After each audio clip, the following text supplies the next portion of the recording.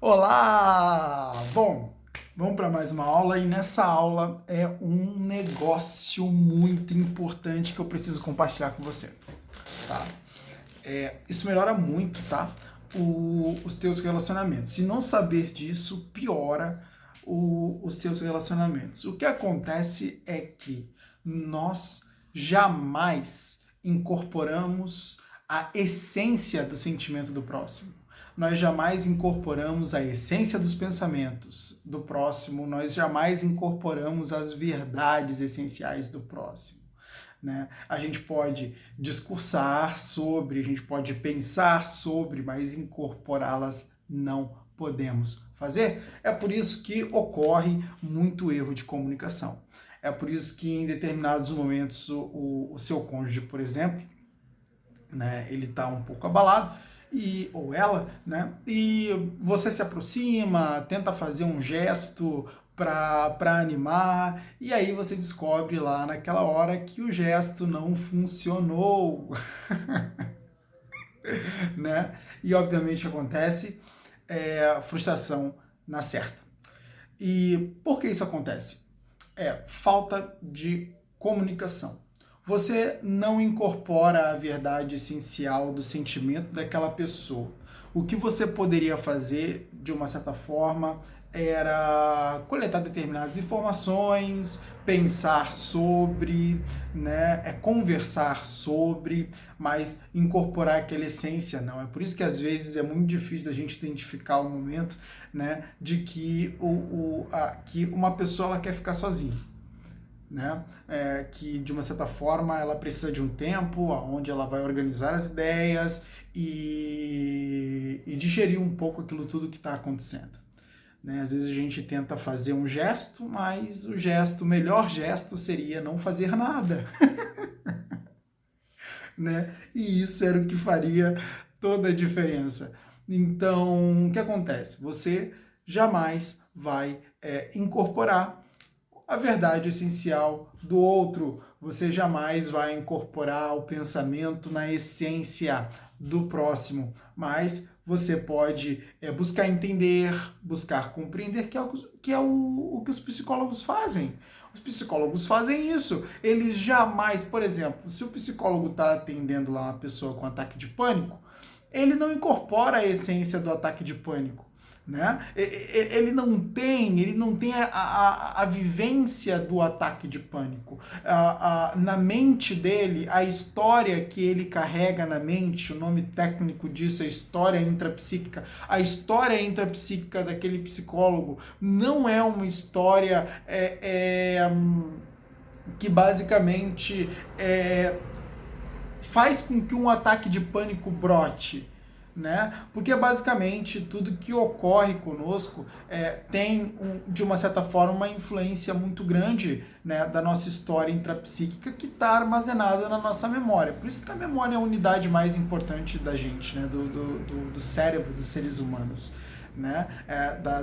Das psicodinâmicas, a memória é a mais importante, porque é nela que tudo fica arquivado. É por isso também que eu digo que o Alzheimer é a pior doença que você pode ter. Né? Porque exatamente o que acontece? Você começa a ter a sua história perdida porque tem a sua memória apagada. Né? Então a sua memória ela começa a ser perdida. E imagina você viver sem história. Né?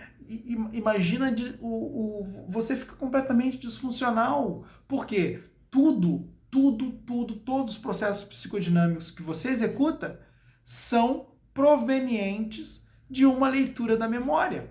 Seus pensamentos são provenientes de uma leitura da memória. Seus sentimentos são provenientes de uma leitura da memória. Então, ocorre uma leitura da memória que, basicamente, dessa leitura nasce um pensamento que, basicamente, é o pensamento essencial, que vai dar origem aos pensamentos antidialéticos, imagens mentais, efeitos sonoros, e os pensamentos dialéticos, os quais eu estou utilizando nesse exato momento, porque eu estou me comunicando com você por meio da linguagem. Isso que eu estou mimetizando, isso que eu estou transformando em linguagem é exatamente pensamentos. Então eu tenho pensamentos recorrentes sendo criados, desenvolvidos, e eu consigo pegar esses pensamentos e transformá-los na minha linguagem. Entendeu? Os poliglotas, por exemplo, aqueles ali são sinistros. Porque, obviamente, né, ele vai selecionar a linguagem em qual ele quer mimetizar aquele pensamento, né? Então, eu acho isso maneiro. Mas, enfim, né? Não é uma coisa que foi só para agregar. Bom, então é exatamente isso que acaba ocorrendo. Se você perde a sua história intrapsíquica, você fica a Deus dará, né? Basicamente você vai ser um ser humano que vai ter os seus processos de construção de pensamentos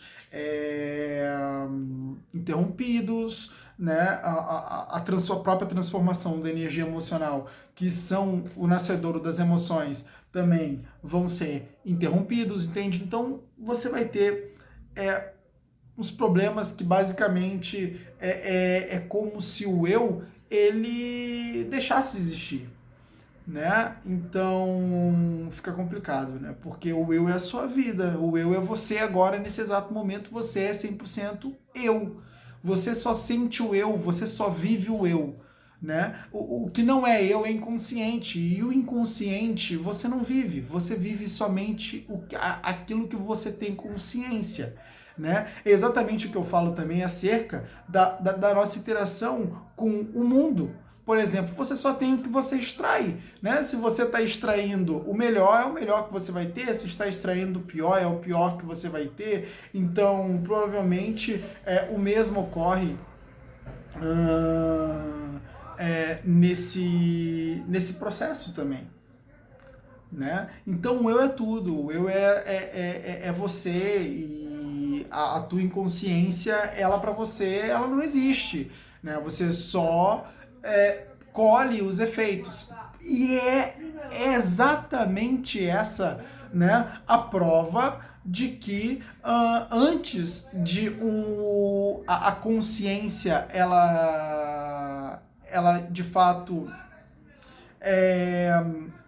chegar até o seu eu, antes dos seus pensamentos se tornarem conscientes, você tem vários processos inconscientes que basicamente criam a consciência, né? Então, como o eu é a própria consciência, a gente pode dizer que o seu eu é construído pelos seus processos inconscientes. É exatamente isso o que ocorre, tá? Busque entender as pessoas, mas saiba que você jamais vai incorporar a verdade essencial do que a pessoa sente ou do que ela pensa, e isso, inclusive, você pode até utilizar para perdoar os seus próprios erros, né? Porque às vezes, obviamente, você acredita que vai agradar e, enfim, não agrada. Aquilo tudo que eu já havia dito. Eu espero que você tenha gostado dessa aula, espero que você tenha curtido, né? Deixe seu likezinho aí. Pô, nem sei se dá para deixar likezinho aí. Mas enfim. Tá bom? Tchau, tchau.